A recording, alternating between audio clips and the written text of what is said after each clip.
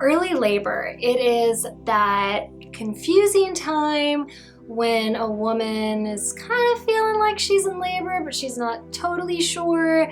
She's excited, but it's not really time to go into the hospital or bring in the midwife. It is kind of a confusing time.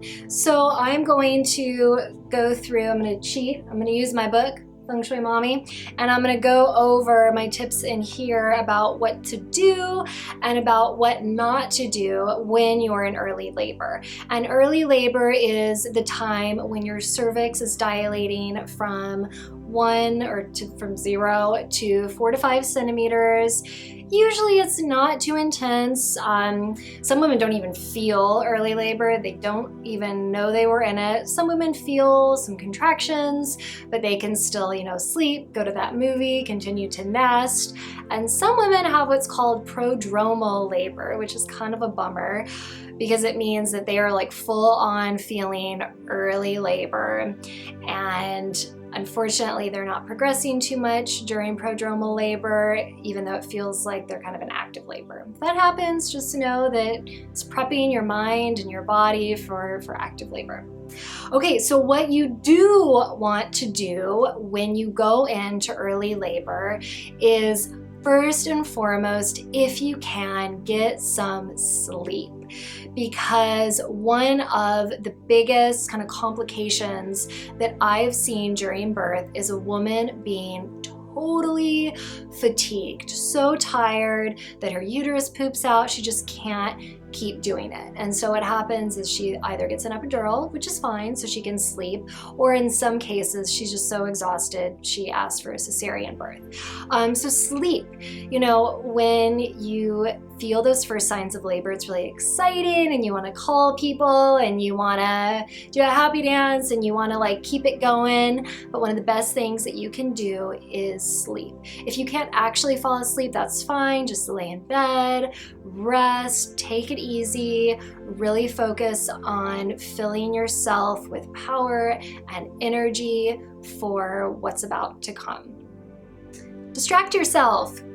It might be a while before you're actually in active labor and ready to go into the hospital. So go for a walk, go see a movie, fold those tiny clothes. This is all after you wake up from that wonderful nap or good night's sleep. Distract yourself so you're not focused on every little contraction or, when it's gonna get more intense. Distract yourself. Eat something. You might not feel like eating at all during birth, and birth could take a really long time.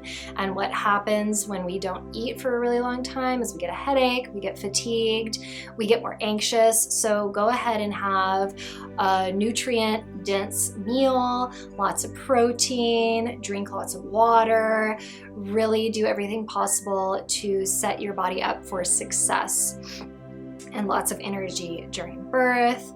Tell your partner, call them, let them know. You don't need to put them on full alert necessarily, especially if you're, handling the contractions fine, but just let them know to, keep their phone on or, come home. If you want that support, you have every right to ask your partner to come and be by your side.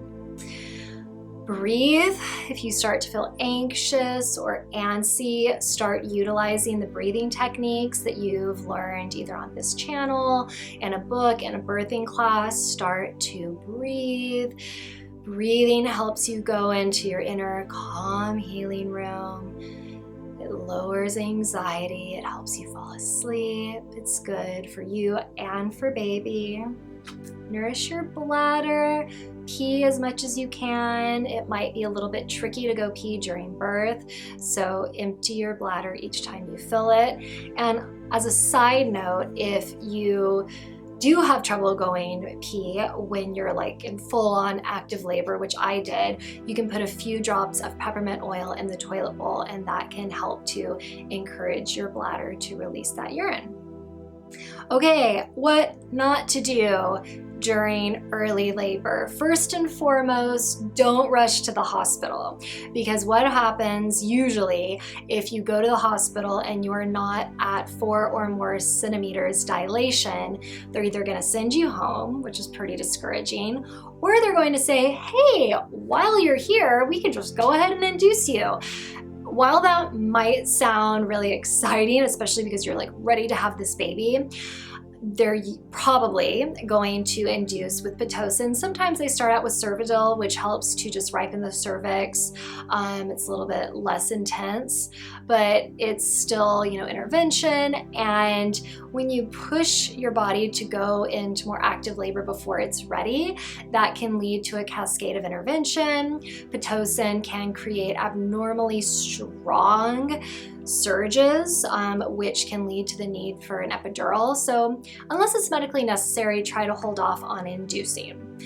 Another thing you don't want to do when you go into early labor is call all of your friends and family, because it could still be a long time, like a day or so, or maybe more, before baby is actually born.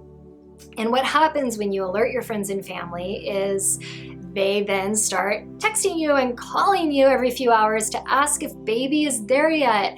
And that can get really discouraging and really irritating. So only let your partner know. You can sure go ahead and give your doula, your midwife, your doctor a call just to kind of let them know what's happening.